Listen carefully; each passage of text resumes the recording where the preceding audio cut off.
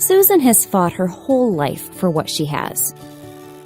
Working multiple jobs to support her family, serving her country, and raising her son alone after her husband died.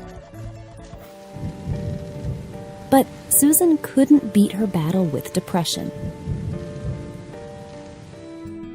With the help of her son Josh, she learned about a proven talk therapy called Acceptance and Commitment Therapy, or ACT for depression. That's helped many people, including vets, get unstuck and move forward in their lives.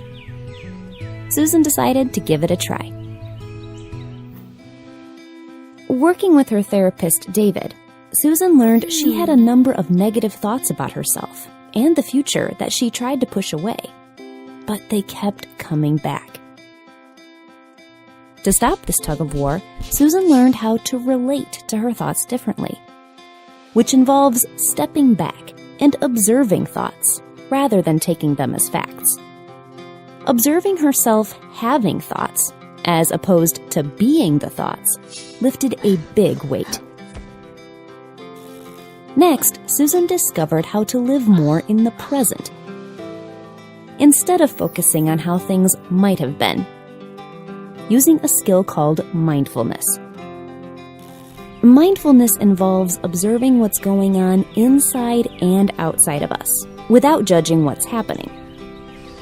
Like noticing the feeling of cool raindrops on your skin, the taste of an orange, or the smell of fresh baked bread. With some practice, Susan saw this helped her get out of her head and connected to her life and the world around her. Throughout the treatment, Susan focused on how she chooses to live her life. First, she worked with David to clarify her values. What really matters to her? Then she focused on bringing those values to life. Before ACT, Susan didn't think much about how she wants to live her life. She just went day to day.